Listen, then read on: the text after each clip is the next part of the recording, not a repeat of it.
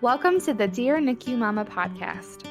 Our mission is to connect the past and the present NICU mom by bringing them out of isolation and into a sisterhood of women who can stand alongside each other as we heal and grow both in and out of the NICU. Our hope is that through interviews with trauma-informed medical and maternal mental health experts and vulnerable stories from NICU mamas themselves, that you would feel connected to the Dear NICU Mama sisterhood around the world. So, whether your NICU journey was 50 years ago, or whether you find yourself in the NICU today, we hope that this podcast reminds you that you are not alone. Hi, mamas, and welcome back to the Dear NICU Mama podcast. It's your hosts, Martha and Ashley. Hello. Ashley, Hello. I gotta be real with you. I was just watching that HBO show, The Last of Us, and my blood pressure is so high. I am so stressed out. The Last of Us? Yeah, it's like some crazy zombie show, and so nobody should watch it if you're stressed. Okay? Yeah, that's not what we please need don't. right now. But Ash, it's so good to see you. I'll get to give you an actual hug in real life this week. I know, I can't wait. Can you share with everyone what's big in your life and happening this week?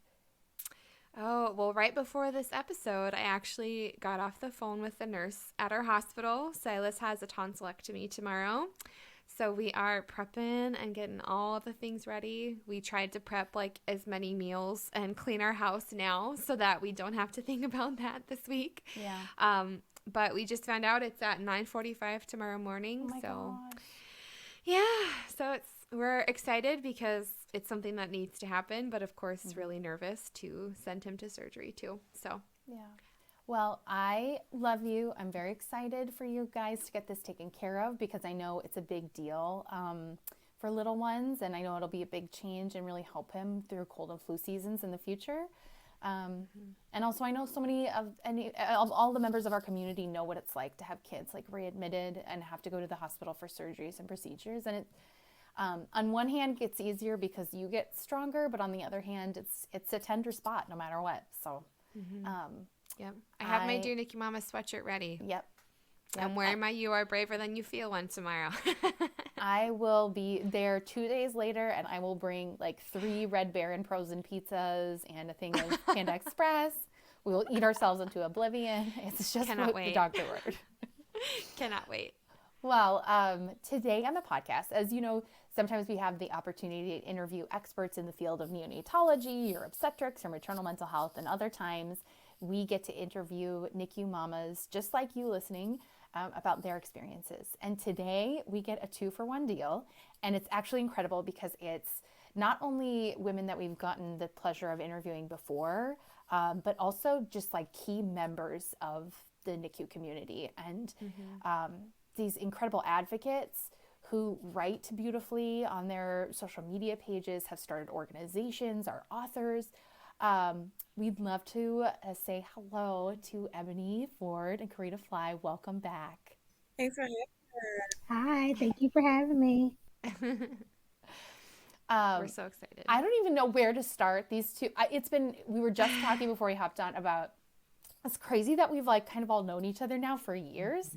And in my head, I always see the picture, like Ebony, and whenever I think of you, I think of the picture of you like holding Rain on your chest. And first of all, your makeup and hair look flawless in that picture. So I can never, I always think about that. But I know she's like a full grown kid now who's up to a bunch of mischief. So it's just wild. It's a pleasure to know you guys. But yeah, Ash, where do you think we should even begin with these 2 wonderful women? Oh, I agree. It's hard to even know where to start. I do want to preface that if you are just hopping into season 6 of this podcast, kind of our theme for the season has been all about building our families after NICU. And we know that this conversation, this topic, it's going to look so different for all of us. But we're really excited to have Ebony and Carrita here because they both have very beautiful journeys, and they both happen to be expecting after their NICU journey. So not only do we get to hear a refresh of their personal stories, but also of the process of what it has looked like to getting to where they are today. So if you are tuning in for the first time, we have other remarkable stories of women who decided to be done having kids kids, women who decided to try again or had NICU experiences or no NICU experiences after their first. And so we just are really honored to have you guys here today to join in the conversation, as you guys are both just huge voices, as Martha said, in the NICU community. So maybe let's start a little bit of just kind of giving our moms a refresh of who you guys are and what made you guys NICU mamas in the first place. So, Carrita, do you want to kick us off? Sure, I will start. Thank you guys for having me. First of all, it is incredible to be back on this platform with you all, and especially with Ebony. Like you said, both of our journeys have just kind of been parallel to each other without even trying. So this is incredible. I am mom to Isaac, who is a 26-weeker. He's 5 now, so it kind of feels So crazy to even be here in this space talking about this because I can't believe it was 5 years ago. But he was born early due to me having an incompetent cervix.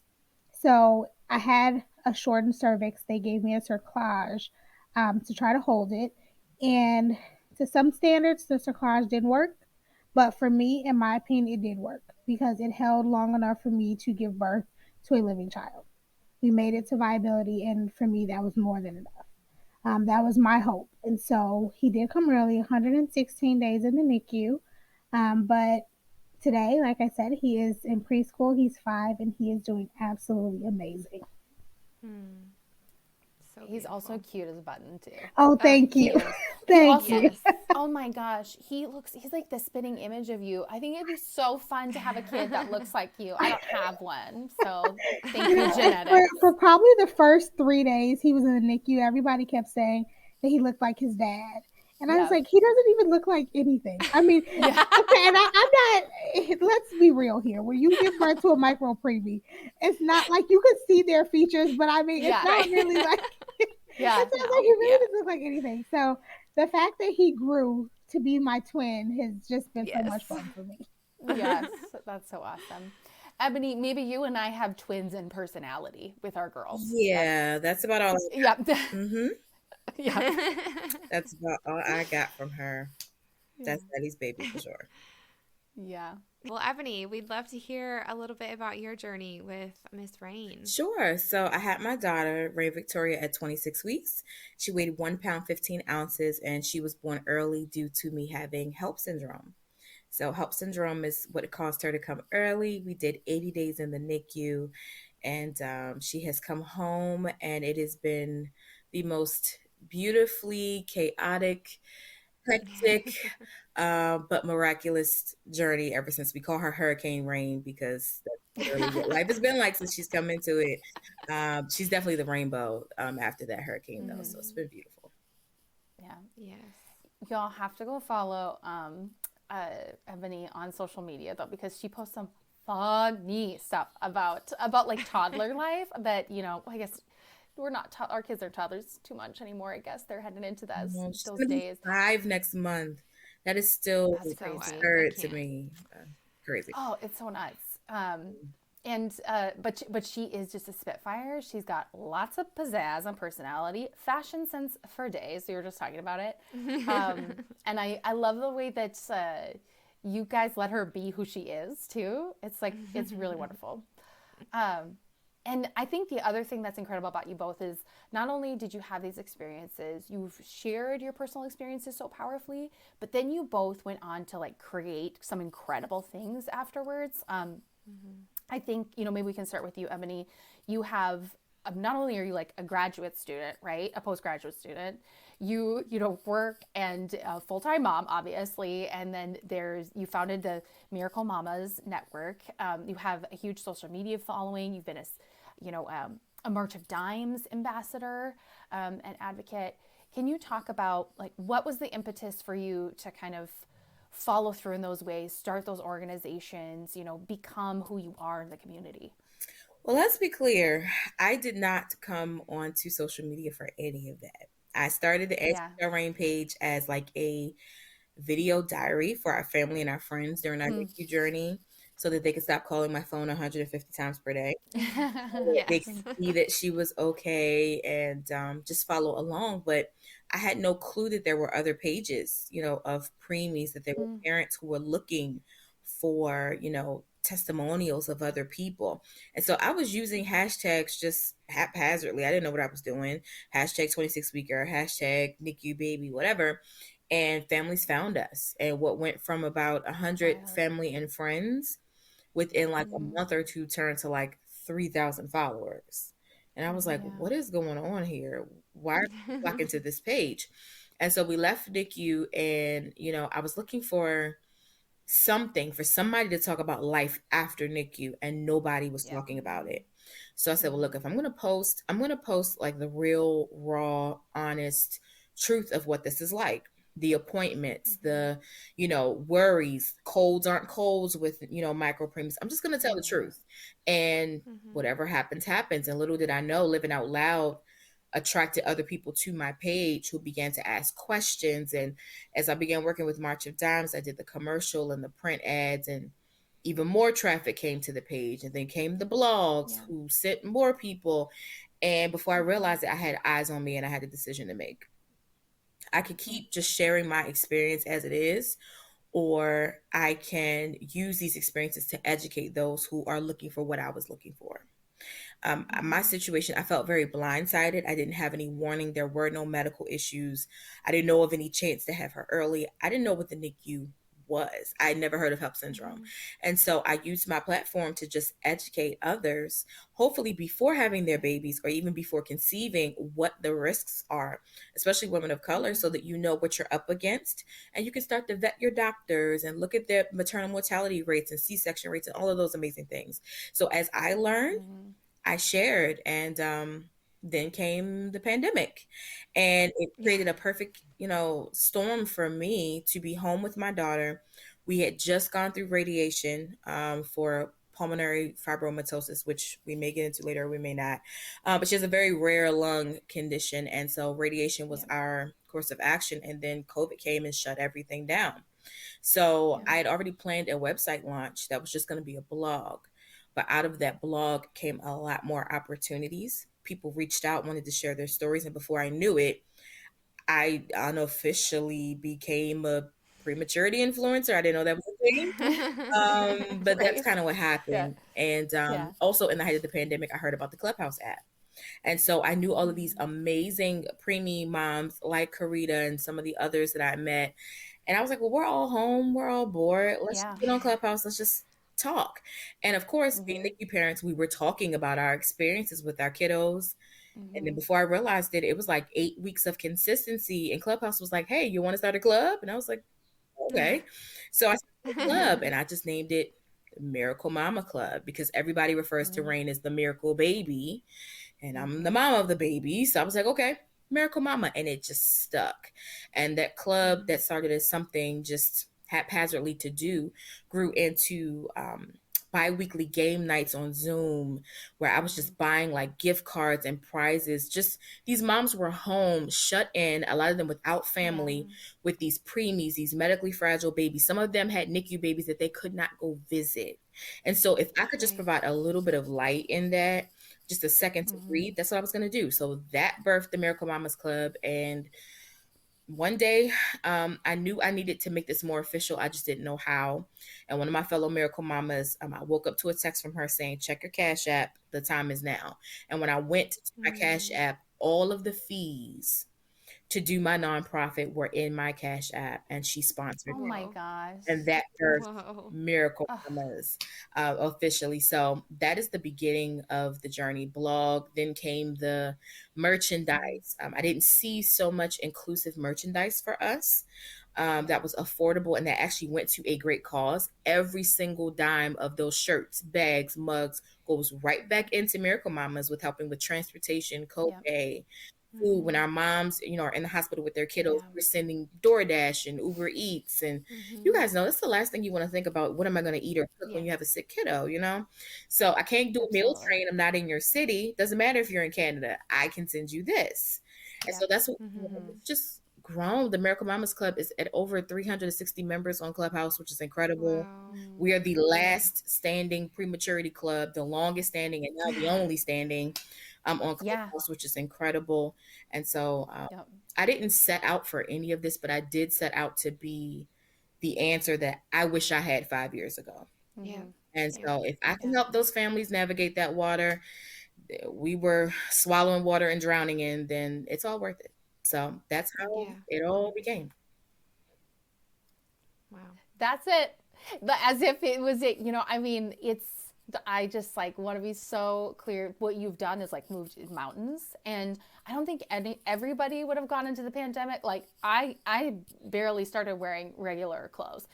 You know what I mean? Let alone starting something from the ground up really by yourself. And again, you are like doing 18 full-time jobs at the same time, you know, and, you know, every time I see you on social media, I feel like you're doing new things too. Like you're applying for advocacy groups, wanting to do different things, and also sharing in a really vulnerable way, particularly about the, like the medically complex, you know, disabled intersection of the NICU, because it's really hard, especially if, like, there's one post that you made that I just wanted to bring up, which was about, I think you guys were in an airport, and it was somebody made a comment about rain and potty training and stuff. Mm-hmm. And I read it and I burst into tears because we had the same experience with our daughter. And it was so painful because these little tiny comments from the world, they have absolutely no idea all the things that Rain has done, that she's done put more work in her little 4 to 5 years of life than they have in like 55 years, right? Mm-hmm. It was a boomer, obviously. But that's... So I just want to say, I love how you share so vulnerably and courageously, and you make that space safe for people, you know? So thank you for doing that. Absolutely. I think we just don't have enough spaces to talk about the fallout. I don't know why we think that kiddos fight for their lives in the NICU and then they come home and we wave a wand and everything is okay. Prematurity has lifelong complications, and I don't think that we understand that. You know, we'll hold on to our trauma for a lifetime and excuse it. So why can't we address the physical trauma that their bodies have gone through? And so, like you're referring to that that comment in the airport, it was also our first flight with Rain. So we were already super anxious.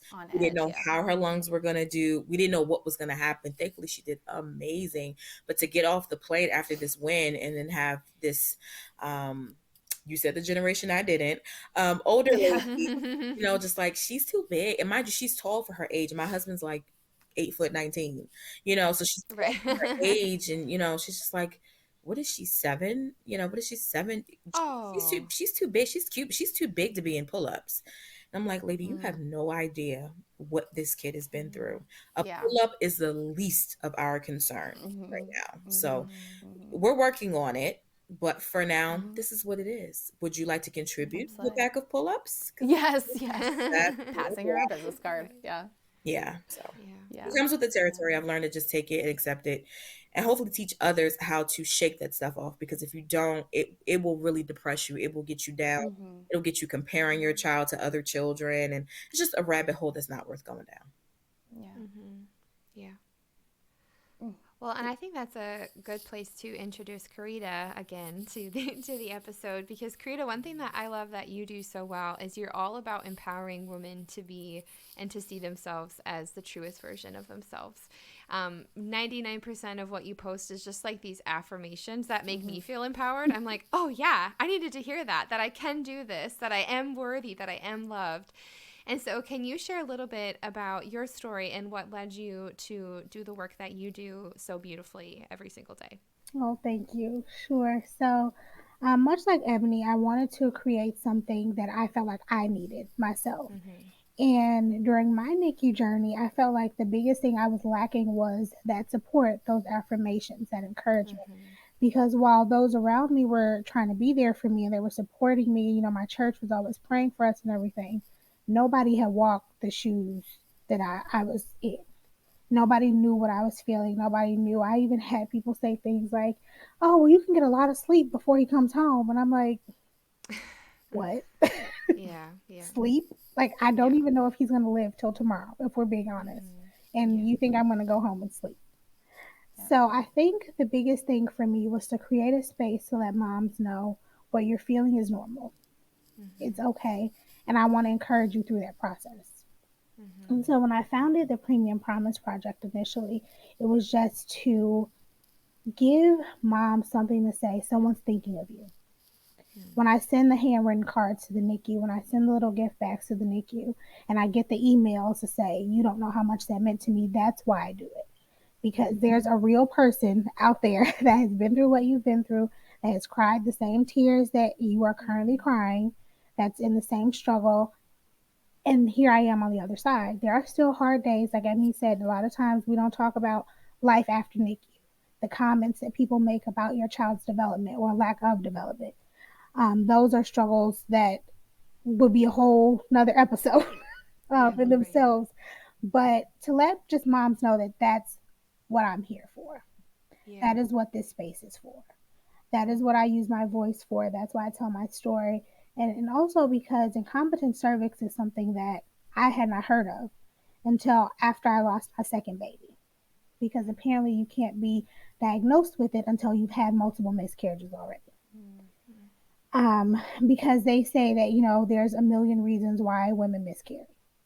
So they pretty much want you to eliminate the other ones before you can get diagnosed with what's actually going on with you. And even with Isaac, they knew that something was going on with my cervix, but I didn't get my cerclage until it became an emergency.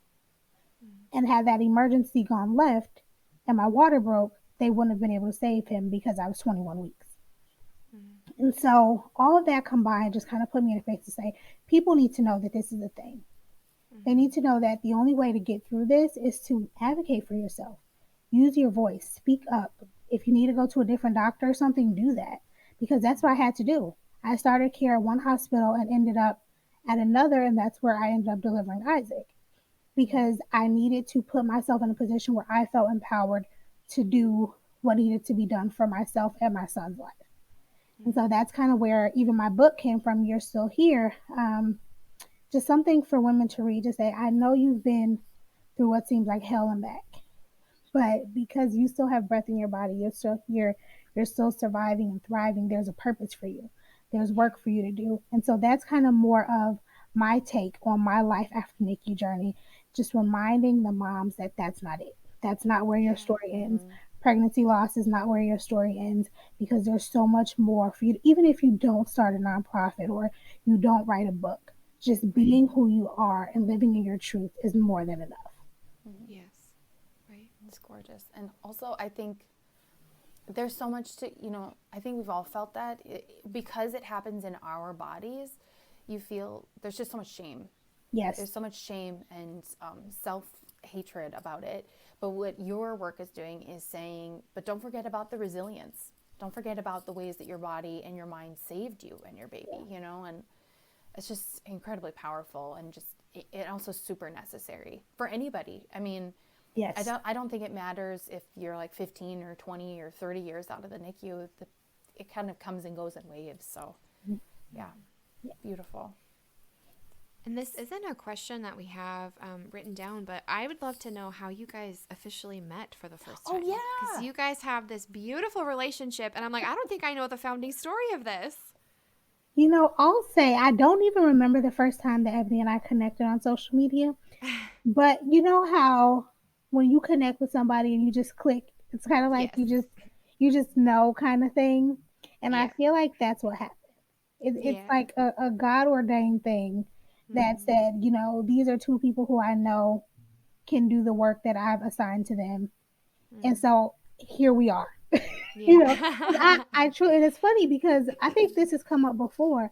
I do not remember our first interaction, but it's like it just happened. Like it feels like we've known each other literally forever. I don't even remember yes. the start. I don't. Yeah.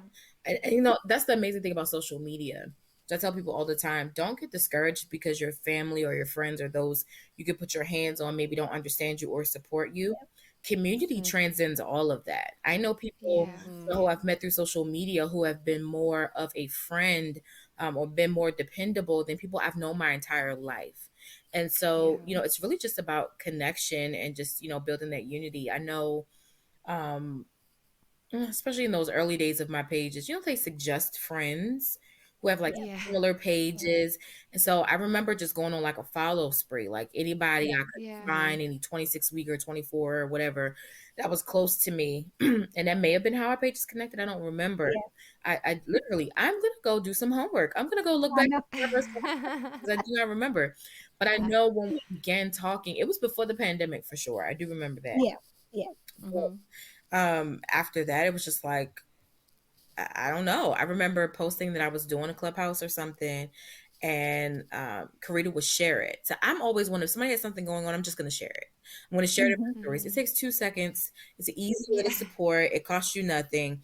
And I've always been willing to share my platform, even before it was as big as it is now. You know, it costs nothing. You know, there's room for everyone. There's something for everybody to do. And I remember her sharing it. I do remember that. And I was like, man, nowhere. And she shared my stuff like, that's pretty dope. And then I went down her page and, I just started seeing the story and I thought it was amazing. And I started doing Clubhouse and she was right there. And game nights right there. So that's just kind of how our, bond built. Families have come and gone off of Instagram. Yeah. Some, families don't stay for advocacy, but we are two of those who've remained. And our purposes have remained. We've not folded up our tents and gone on with life. Sometimes it would be easier, I will admit. Definitely. Like, let me shut this thing down and go live my life. It would be so much easier. But then I get those inboxes like, hey, I have a baby in the NICU. Thank you for that reel. That's exactly how I feel. Stuff like that. So that's what keeps me going. And I think both of us, our faith, we lead with our faith. And I think that's another thing that drew us. We are to people what we wish we had.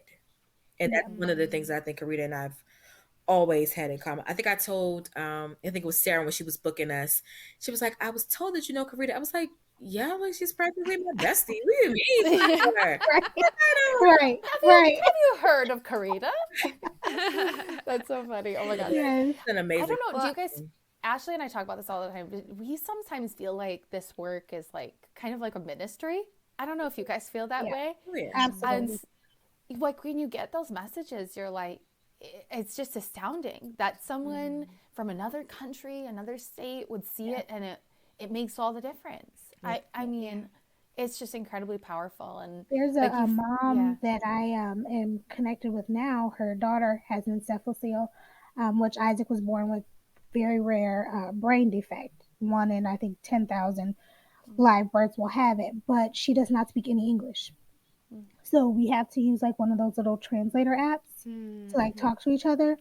But it's been months now, and it's like the most beautiful thing because I know that I'm the only person that she knows who has been in that situation. So while there's a language barrier, we figured it out. And like you said, it's a ministry. When there's a need, when somebody needs you for something, there's a way for you to be there for them.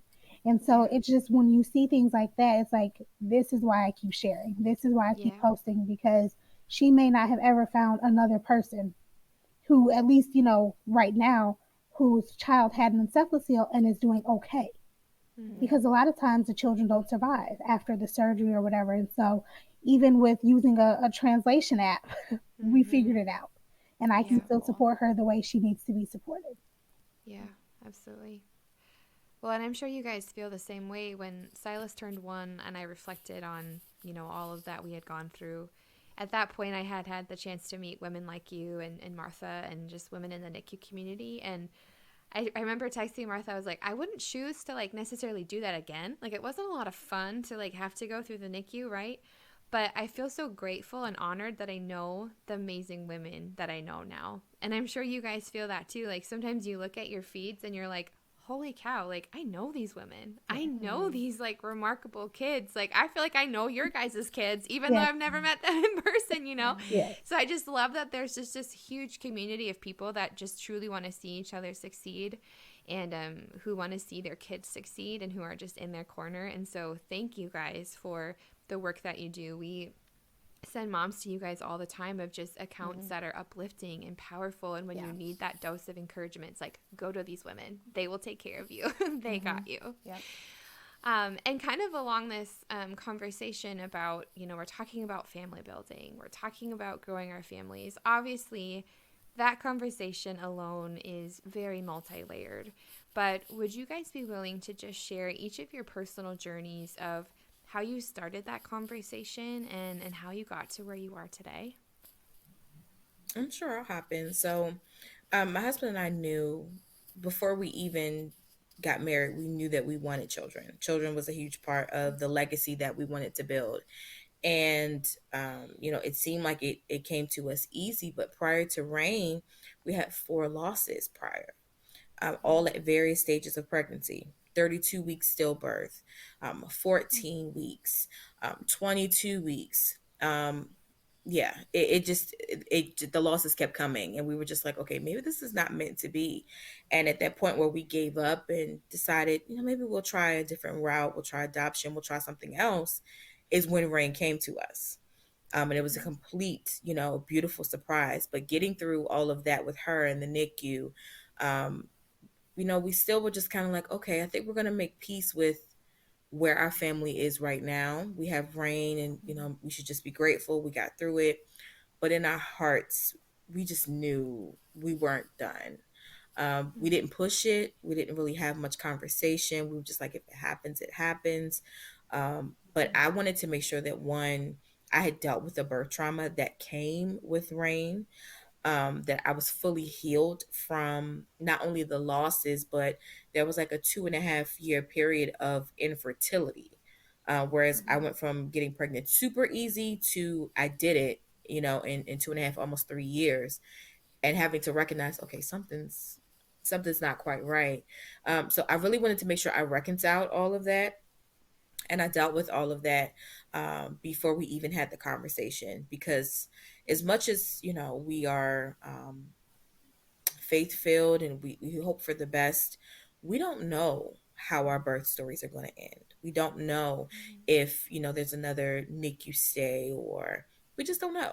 Especially, I know for me, my work is a bit more on the maternal health side than it is prematurity now.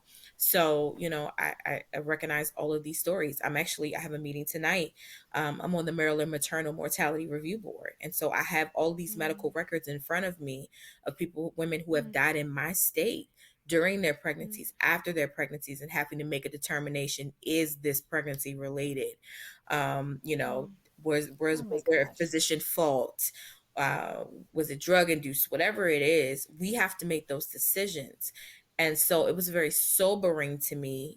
If you go into this, you need to go into it understanding the outcome may not be what you desired. It'll be what it's supposed to be, but you don't get to determine that ahead of time.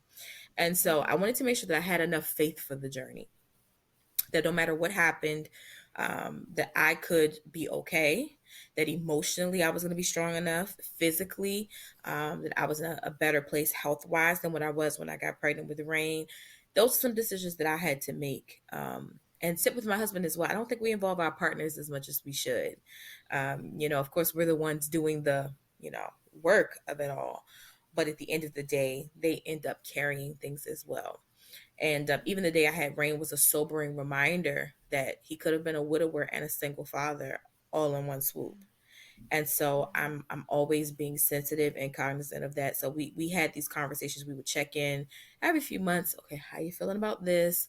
Do we want to make this step? And we put some things in place. We put some things on paper that should something happen to either of us or both of us, this is what would happen with Rain. Especially those of us who have medically fragile children or children with special needs. We really have to put that stuff on paper, because it's just not guaranteed that anyone can handle what comes with our children, the appointments and all of that. So those are conversations that we had to have before making the decision that, yes, we're going to move forward, whether it's a loss, whether it's a NICU, whether my life is threatened again, whatever the case is, we're willing to take that gamble because this is what we want. Can you speak a little bit? You said kind of build your faith up for the journey. Can you explain or kind of go into a little bit of what that looked like for you, of how in these years you've built that faith up and you've built that perseverance up? So watching Rain endure the NICU process was not only therapeutic for me, but it was a lesson in resilience. It was a lesson in it was miracles 101. I tell people all the time, God does his best miracles in the NICU. To watch a baby come out at 1 pound, they tell you everything she won't do, and she does the exact opposite of that. There were obstacles, the lung collapses and all of that, but in the end, seeing her come out not at the weight that she should have been as a 3-month old, but for us, it was still a huge victory. So to others, when we left out, they were like, "Oh, she's so tiny. She's 3 months." And I'm like, "No, she's big. She's actually big." It's a matter of perception. To me, I had a 1 pound baby, so she's almost 7 pounds now. Of course, she's big to me, but to someone else, it may not be. And so having a faith-filled journey is much like that. You know what the end result is. You know where you've been and you know where you want to go. And so you can't allow other people's comments. "Oh, well, you already had one NICU baby. Are you sure you want to do that?" Or, "Oh, you almost died the last time." When I know for me, what's in my sight is the family that I know that I'm destined to have. I saw another child in my family. I knew it. I knew I wasn't just going to have one child. And so I couldn't allow those comments to deter me from what I wanted.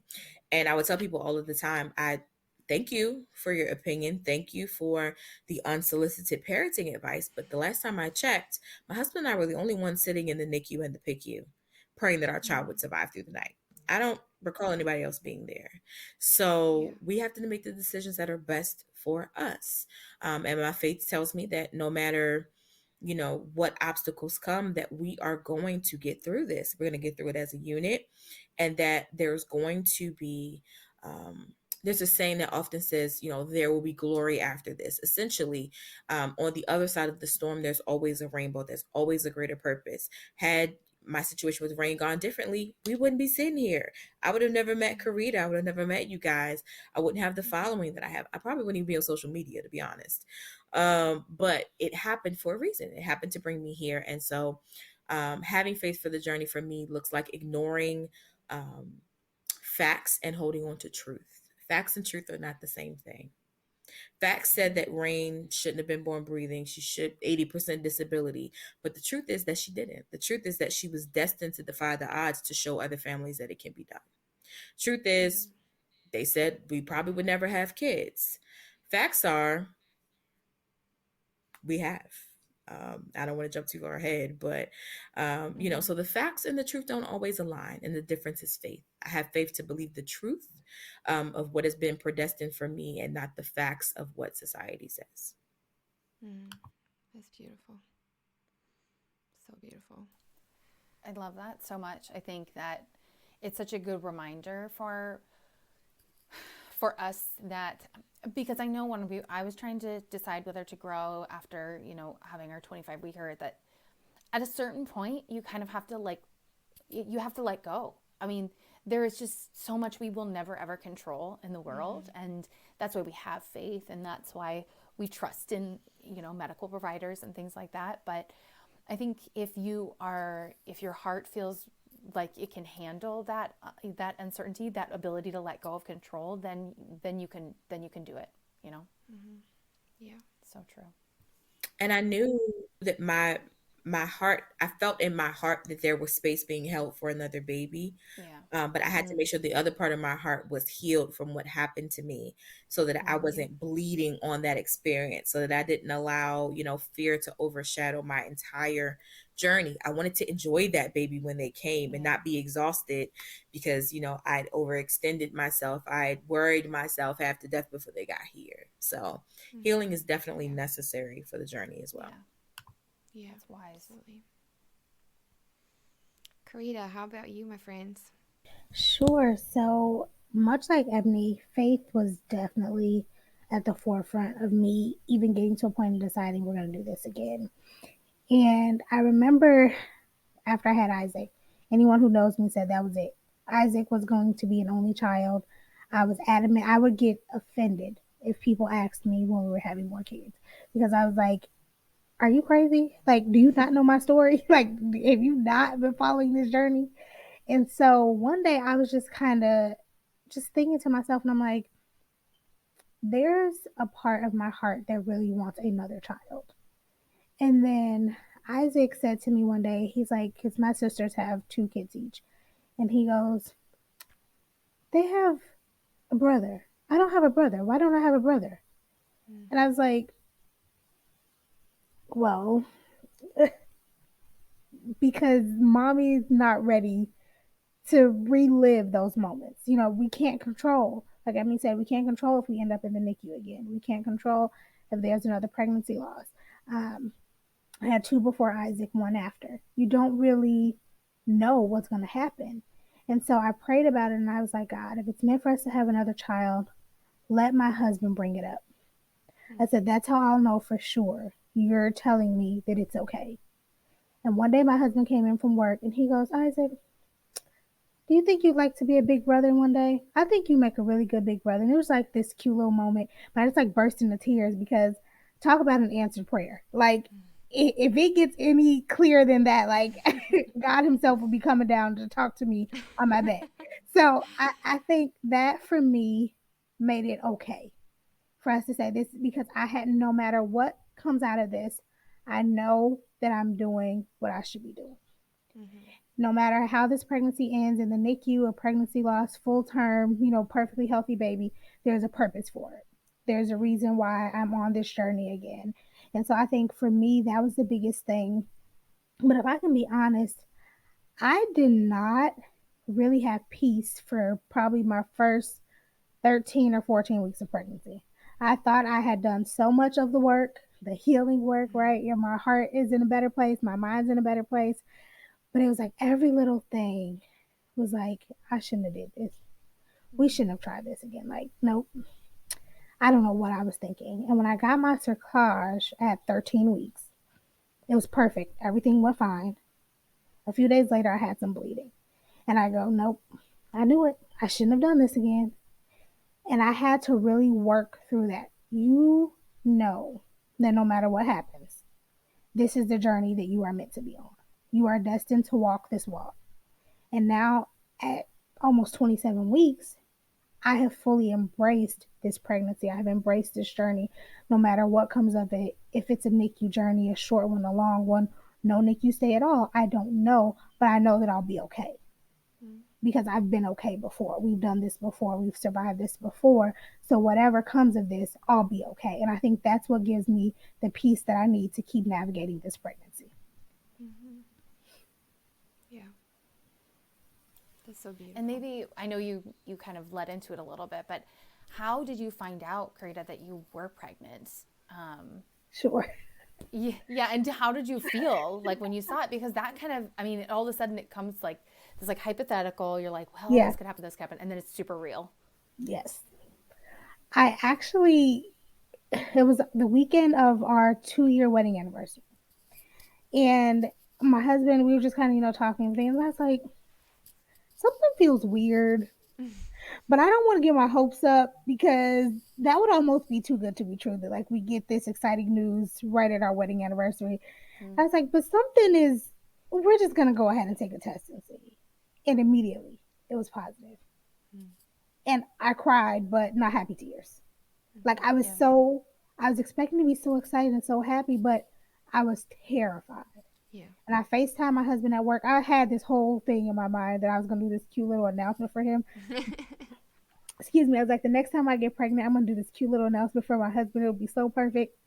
No, I FaceTimed him at work, bawling my eyes out. And I was like, I'm pregnant. And he's like, what? I was like, I'm pregnant. He's like, why are you crying? I was like, I don't know. It was like this whole, so it did not go how we planned. You know, I wanted it to be this happy, exciting moment. And it was not that at all because immediately fear kicked in. Yeah. And I had to get to a place where I couldn't let fear steal the joy and excitement of this miraculous experience. Mm-hmm. Yeah.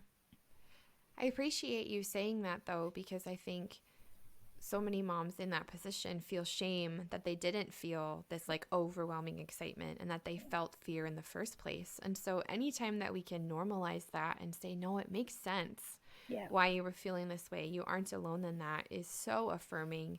Because when it's just you, you're like, is something wrong with me? Like, shouldn't I be like jumping up and down? But it makes sense why that would be the first emotion that we feel. So I appreciate you drawing back to that because it just reminds us that we're not alone. Yeah. So good. And Ebony, you have over the years, I mean, anybody who's had an infertility journey has like a love-hate relationship with pregnancy tests. First of all, they're so darn expensive. I remember I ordered a bunch on Amazon that were like shipped directly from China. All the instructions were in Mandarin. I was like, I don't know if these work or not. But you've taken probably a bazillion of over the, you know, your lifetime. How did you feel when you got a positive pregnancy test? So I knew about a week before I actually did it. I just knew. I knew. For some reason, my body is super sensitive to HCG. It's crazy. Like my body immediately is like, up, something's wrong, something's up, something's up. And actually last February, we found out we were pregnant and super excited and all of that. But that pregnancy ended at 10 weeks, which was like a crusher because I'm like, man, I felt like we defied this already, you know, like, oh, another loss. Okay. All right, here we are. And that came on the heels of me losing about 100 pounds. And, you know, I was doing so much better health-wise. I felt like I was in a good place. And then for that to happen was like crushing. So when I got that similar feeling again, like something was up, tired, and smells were like super amplified, I ignored it for like a week. And I was like, whatever. And every day, one of my friends who I had been talking to was like, take the test, take the test. And I was like, no, I'm not. And then my husband was like, take the test. And I was like, no, I'm not. Like, I'm not doing it. It has to be something else. It has to be something else. Until one day he made like this blueberry coffee and was cooking bacon at the same time. And I wanted to kill him. Kill him. The smells were so obnoxious. And I was like, okay, Ebony, enough is enough. Just and so anybody who's been through infertility, like you said, we have stash. So I've ordered those bulk strip tests. I have the ovulation one, I have the pregnancy ones, and I have this big. So I pulled it out of the back of this, from under my sink, and I was like, oh, here we go. And I took one of each out. I don't know why I do this every time. I took an ovulation one out, and I took a pregnancy test out, dipped in both, and before I could turn around, they were both lined. Wow. And I was like, okay. The ovulation one was like super dark. The pregnancy one was light. So anybody who's been in infertility knows ovulation tests can pick up pregnancy in the beginning because the hormones are so similar. So I was like, well, the ovulation was dark, but the pregnancy was not. No. And my husband was like, do another one. So I did another one, and the line did come up. It took a little second. So we were due to go out for a little lunch date. So we went on lunch date. I went and brought 2 of the digitals in the pack out of Target. And I was like, okay, that's the truth. Let me do it. Dipped it. And you know, it's normally like 4 bars. It went from 1 bar to 4 in like 30 seconds. Oh my gosh. Boom, pregnant. And I was like, oh wow.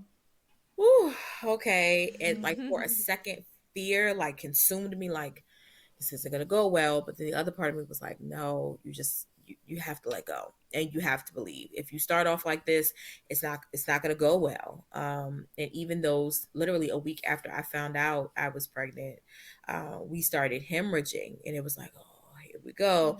It was very similar to what I had just gone through earlier that year. And I was like, here we go, same old thing. He went to the emergency room.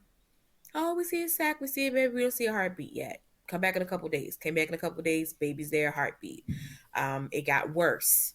Hemorrhaging got much, much worse. Every time there would be the baby chilling, heartbeating. And I'm like, where's this coming from? And the doctor finally was like, look, you know, I understand your history. I understand. But for now, until you experience severe pain or some of these other symptoms, let's just trust that everything's okay. And after about 3 weeks, everything started subsiding. The super sick feelings intensified. My HCG numbers were always perfect. And after that, I was like, okay, Ebony, you just literally have to chill. Just surrender to this process. You can't control it. You don't know how it's going to go. And after that, I mean, I had such a peace. And during that time was also that 10-week mark where we had experienced that other loss. So, you know, I was just super anxious through that. But once we got through that, just like, okay, I just have to surrender. Just surrender to this. You are pregnant. Whatever's going to happen is going to happen, and you're going to be okay. You have survived 100% of your losses. You have survived 100% of yesterday's. Today's no different. So I just started taking it a day at a time. And now here we are. Oh my gosh, first of all, I love the pregnancy test hierarchy. I also love that way. I was like, I will use the dollar store ones, and if then those are positive, then I will go up to the first response, and then if that's positive, then I will get the clear blue digital because I'm not made of money. They're like $24. Like, who is they're so expensive. And you know, my mind, I was thinking, I can put it in my baby book because you know the digital ones stay on for like 7 months or something. Yeah. So I was like, I'm gonna put it in my baby book if it's positive. Oh, that's gonna be so dope. But yeah, there's definitely a hierarchy. There's definitely a hierarchy. Yes, yeah. I skipped the hierarchy because I was so terrified that the little faint line was like that. I literally took 12 tests and I still have them all because I was like, something has to be wrong with you. Like, what is this is not normal. But like Ebony said, I was like, no, something else has to tell me that it's like I'm pregnant because I don't know about this. But yeah, there's definitely that hierarchy and retesting kind of thing that you just keep doing until you feel comfortable with saying I'm pregnant. Yeah, right. Totally. So what else are you both doing? You know, we talked a lot about you heal beforehand, but like the experience being pregnant again brings back a lot of memories for both of you because you both experienced the highs and lows of NICU and loss. And what other things are you doing to kind of help and encourage yourself as you go through every day? Sure. I think one of the biggest things for me is that medically, I am not as timid or afraid or anything to speak up for myself as I was initially when I was pregnant with Isaac. I didn't really find my voice until I felt like it was almost too late for him. So with me, I went into this pregnancy like, I don't care what they tell me is normal or what all pregnant women go through. I want you to hear me. I want to be checked for whatever it is that I think is going on. And I think that has also given me a lot of peace that if I go to labor and delivery and they send me home in 10 minutes and say I'm fine, that's fine. I'm okay with that. But at least I went and I know that I'm okay. I know that you guys heard me. You guys did what I needed you to do. And that's okay. So God forbid I ever am in a situation like I was in with Isaac where my body was starting to kind of show signs of labor that were ignored for a week. Hopefully it doesn't happen like that again. And then just kind of using my faith to navigate this journey and find my peace in those days that I do feel overwhelmed or I do feel afraid. You know, as I was approaching week 26 was terrifying because I was like, in my mind, it was like something had convinced me that I was going to go into labor when I made 26 weeks because with Isaac, the day I turned 26 weeks, I went into labor. And so I was anticipating that again, but just kind of using my faith and navigating through that journey and allowing myself to feel what I needed to feel, but to know that this isn't permanent. You cannot stay in this place. You are literally going to miss your entire pregnancy experience and have no good memories of carrying this child that you prayed desperately for because you're living in fear. And I refuse to do that to myself. So that's kind of the thing that has kept me going on this journey. Yeah. And I know for me, journaling has been really helpful. So I brought this book. It's called Preggers something. It's like a journal where you basically journal from finding out that you're pregnant or even planning a pregnancy all the way through. And every week it has these different prompts. How are you feeling? What are you eating? How are your appointments? Any feelings that you're feeling. And writing that stuff down has been super, super helpful for me. But to be honest, and to back up a second, when I found out I was pregnant, I waited like a week, I think, before I really felt like I was okay to tell someone. And I don't know if I told you this, Carrita, but you were the first person I told outside of my family. I text Carrita and I was like, Carrita, oh my God. And I sent her a picture of like the line ones and then I think the one with the words. And I was like, oh my God, this is happening. And I remember it was like a few minutes before she responded. She was like, oh my God, congratulations. But I'm pregnant too. And I was like, what? I was just in the house screaming like, oh my God. I I went in my head, told my husband, I was like, Karita's pregnant too. So I remember last year when I went through the loss, Karita was she was amazing through that. And I remember saying like, man, I hope it happens for us together.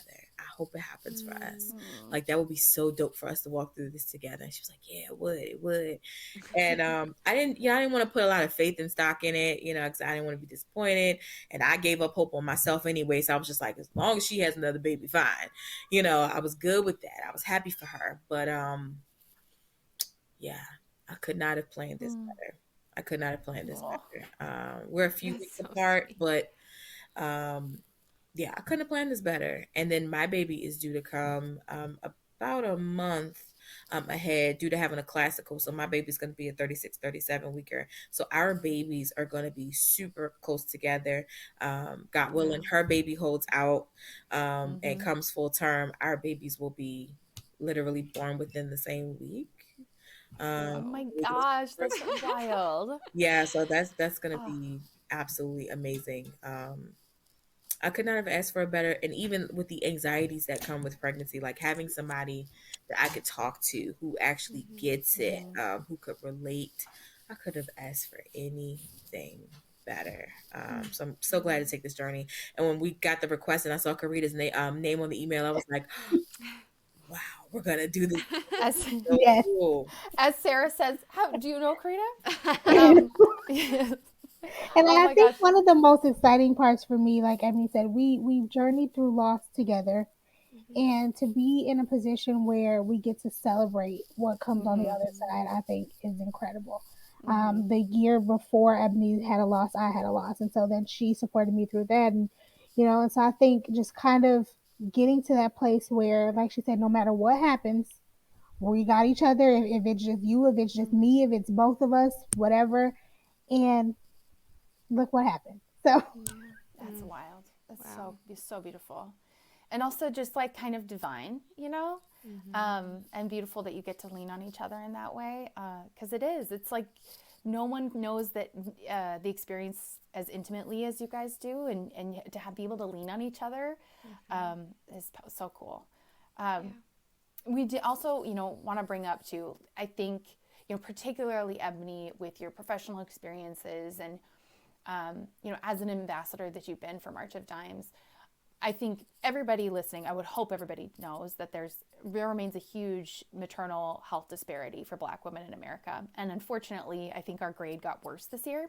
I mean, if you're not aware of it, just go Google and educate yourself, because it's really important. And I know, Ebony, you talked in your episode a lot about how you were dismissed, and your concerns about your blood pressure were dismissed, and the reality of it is that things might have been different. So what are ways that you've approached these pregnancies differently with that experience in mind? I know, Ebony, you then also have this whole other realm of your life where you read about those outcomes day to day in real life, and you see those numbers. How's that changed how you approach your pregnancy and advocate for your own care? So I made a decision after the last pregnancy to do something drastically different.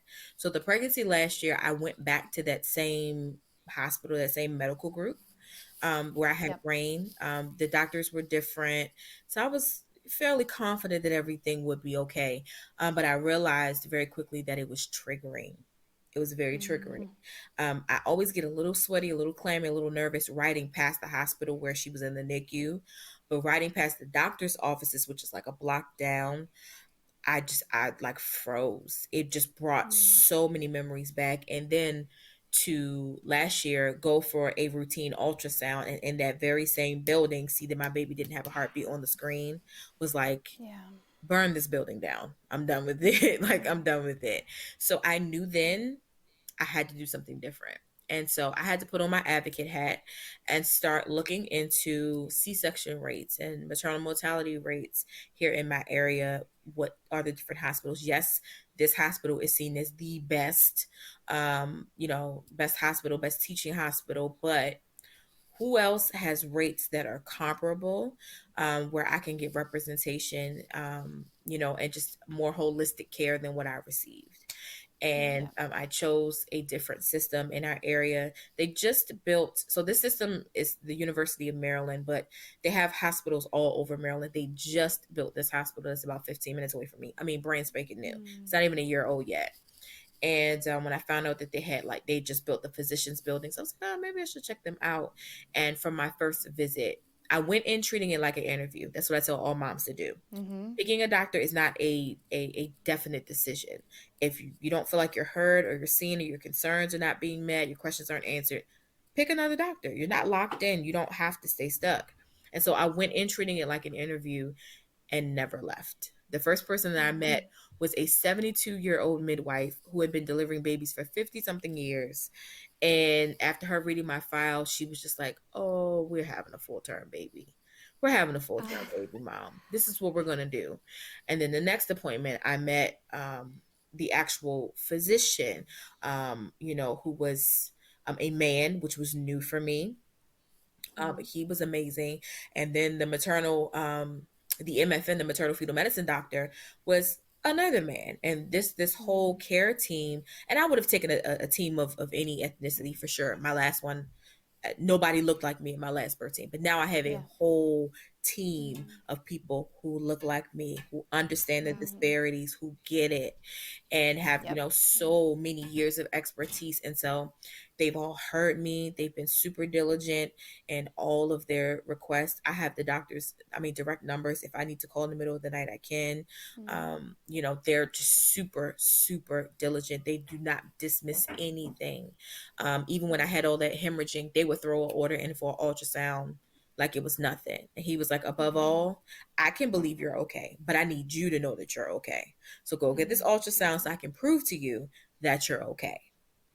And that's when I knew I was in good hands, because he heard me. He heard me. Yeah. And they also make my husband work at appointments. They make him operate the Doppler at appointments. I was like, yes, do something, please. Yes. So that was cool. But I've approached this one with a little bit more, of course, education, knowing the statistics, knowing how to find and access those rates, whether it's the, mortality or C-section rates, etc. Even though I have to have a C-section, it is still a red flag if a hospital or a group has a 70% C-section rate. That is a huge red flag.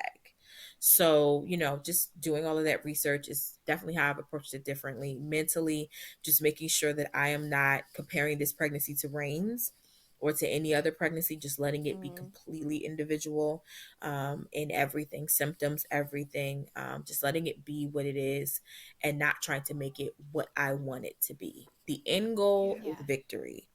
And I'm going to take that victory however it comes. Oh my gosh. Victory would be a good name. So his name actually, it means victor, it means conqueror. So he and Rain's names, first and middle names, have identical meanings. Oh my gosh, that's so cool. Husband too, so yeah. Oh, I love that. I think I love that those are really like logistical things, because I think all of us on the call, well, maybe this is just being a NICU mom or a medical mom or whatever, you become very tactical, like, okay, I'm going to do this. I'm going to do it.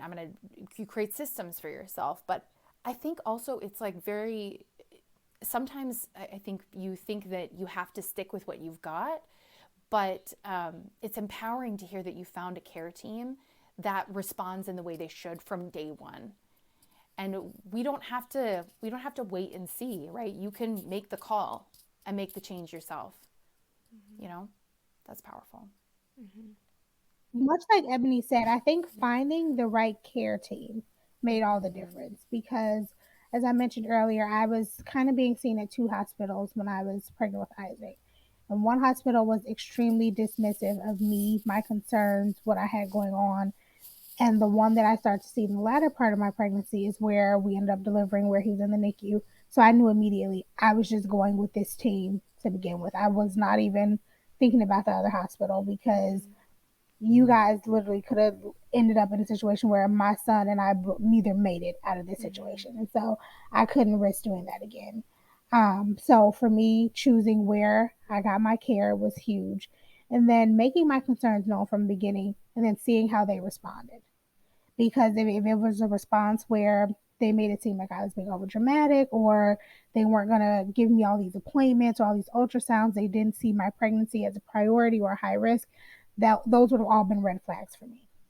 But I got the complete opposite response. Like Ebony said, whatever I called, I got an ultrasound. If it was, I'm cramping, I don't know. Okay, let's come in for an ultrasound, get some lab work done. I'm having spotting, whatever. I've had 2 stays in labor and delivery already, just because they wanted to make sure that I was not contracting. I wasn't going into labor. My cervix wasn't opening. Opposed to with Isaac, everything was considered normal. No matter what I said, they just kept saying that's normal in pregnancy. And my labor and delivery was everything but normal. And so getting a team who hears you, who sees you, who understands your concerns and understands your history. Because a lot of times you'd be surprised how many times you sit down with a doctor and they look at you like they have no clue why you're there. Right. Yeah. They have no clue what your chart says. Oh, you had 3 miscarriages? Oh, I must have missed that. Oh my And it's gosh. like, oh, well, that's a pretty big part of my chart. So things like that are definitely something that you want to keep your eyes open for and run the other way if you experience it. Yeah. That's so true. I love it when you sit down someplace and you feel like you're like inconveniencing like a medical health provider. You're like, this is your job. I'm just here. You're like, oh, I'm sorry, I have COVID. Sorry, I'll go away. Like, it's really hard. And I think you also, like, we're all conditioned to see doctors and nurses as kind of well, they know everything. So then what? But like, you are the expert on your own body, right? There is nobody who is the expert on your experience other than you. So that's a really powerful way to think about it. Yeah. In the NICU, the providers that I appreciated the most were the ones that always listened to me as a mom. So I can imagine in pregnancy, it's the same exact thing. The NPs that would look at me and say, yeah, I know my job, but you're the mom. You know your baby best, always empowered me. So it's the same thing in pregnancy, finding those providers that, yeah, I know obstetrics, that's what I studied, but you know your body. You're the one living in it. Like, I think that's so powerful to have providers that truly appreciate and want your voice involved in your pregnancy. It's beautiful. We are already at an hour. I feel like we could talk for 5 hours with you guys. I know. This is so fun. More questions. I know, and it's like I just want to catch up with you guys because it's been so long since we've had the chance to just connect here. But for sake of time, maybe kind of how we close our episodes is just offering some encouragement. And so as we kind of continue this season of family building after NICU, you know, what encouragement would you give to moms who newly find themselves pregnant after their NICU or loss journeys? So I would tell a mom, whether it was planned or unplanned, to first of all, breathe. I can't speak for anyone else, but for me, the first thing I wanted to do was just hold my breath like, oh my God, what's about to happen? I was trying to see all the way to delivery and the test just said positive. Just taking each, you know, if you have to take it minute by minute, second by second, do that.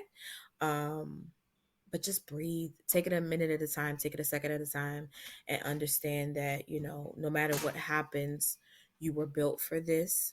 You were destined for this. You're going to be okay. So just taking it second by second, moment by moment, and making sure that you're prioritizing your mental health, because you're going to need that mental fortitude to get through this. Anxiety is absolutely going to be there waiting at the door every day, whether it's every trip to the bathroom, every pain, every doctor's appointment, every ultrasound. It's like you're holding your breath because you just know something's going to go wrong. And if you don't deal with that anxiety, if you don't talk about it, if you don't get on top of it, it will consume you. And you'll look back and realize, I've not enjoyed this pregnancy. And I did that with Rain. You know, I put myself on bed rest because I was so scared I was going to lose her. And I didn't get to do the things, you know, by the time I decided to, I can breathe a little bit. You know, we announced, I think at 24 weeks that we were pregnant publicly. I had her 2 weeks later, you know, so I didn't get to do the maternity shoots and the showers I planned and all of that. Now I've had my baby shower planned for like 2 months already. I'm going to make sure that I do all the things, you know, looking up the maternity, you know, photographers and all of that. I wanted to enjoy it, and I would not have enjoyed it if I had not dealt with that anxiety. So just know that no matter what, every pregnancy is different. You're going into this wiser, knowing what to look for. And should you find yourself in the NICU again, not only are you more, knowledgeable about the conditions and what happens, but you're in a better position to advocate for your child because you've been here before. And so forging those relationships in the NICU and, walking and understanding what's ahead of you makes you better equipped for the journey. But lastly, I would say to make sure that you do all the things. If you had your baby early and ended up in the NICU and you didn't get to take the pictures, don't let society tell you to wait till you're 32 weeks to take maternity pictures. Take them at 20 weeks if you want to. You don't have to wait until you're, almost due to do a registry. Do your registry at 12 weeks if you want to.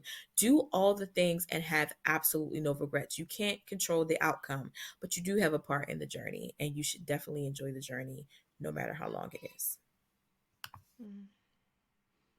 Beautiful.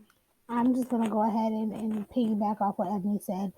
The most important thing for me would be enjoy the journey.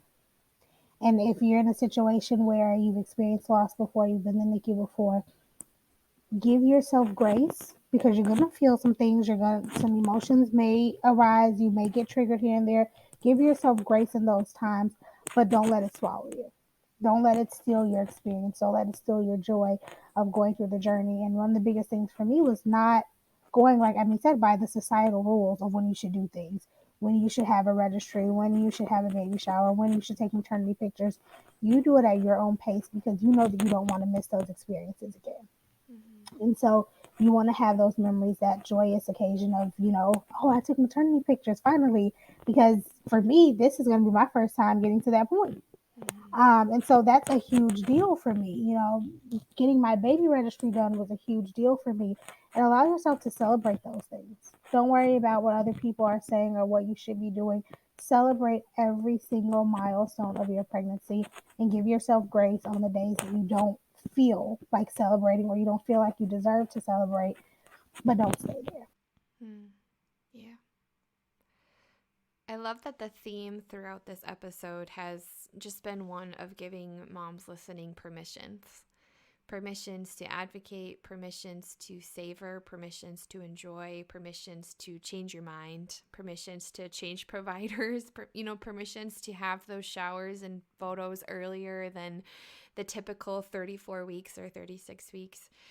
So to all of our mamas listening here today, we just hope that you hear that throughout this message, that you have permission. In fact, you are deserving of those permissions. We did an episode recently with Parija, and we talked about how oftentimes it feels like we had no choice. Our choices were taken away from us. We didn't choose our NICU journeys. We didn't choose our early pregnancies. And so we kind of bring that into future joys of, well, I don't have a choice because it was taken from me. But I hope, mamas, that through this episode, you hear this reiterated over and over, that you do have permissions. You do have choices. If you want to celebrate at 12 weeks and have your shower, you get to do that. It's okay to do that. And so to all of our mamas who are expecting after NICU, this sisterhood is with you. We are with you every step of the way. Our community, Carrita's community, Ebony's community, we're all connected by heart. And so please lean on us. Please rely on us. That is exactly why we exist. And to all of our mamas who are in that kind of gray period of making those decisions, we're also with you. And so no matter where you are on your journey, just know that there's a sisterhood of women who are with you and here to support you along the way. So thank you, Ebony and Carrita, for being here. We love you guys so much, and we can't wait to see how your kids grow up together. Thank you guys so much for having me on again. It's been great. Just like last time, it was an amazing experience. So thank you all so much. Thank you for being here. Absolutely. Thank you for having us. Definitely enjoyed it. It's always a pleasure to talk to you guys on and off of social media, and Carrita being here was just icing on the cake. So thank you guys for having me. Thank you so much for listening to this week's episode of the Dear NICU Mama podcast. If you loved this episode, we'd be so grateful for a review on any of the podcast platforms. And we'd love to continue connecting with you via our social media pages or a private Facebook group. And ultimately, NICU Mama, welcome to the sisterhood.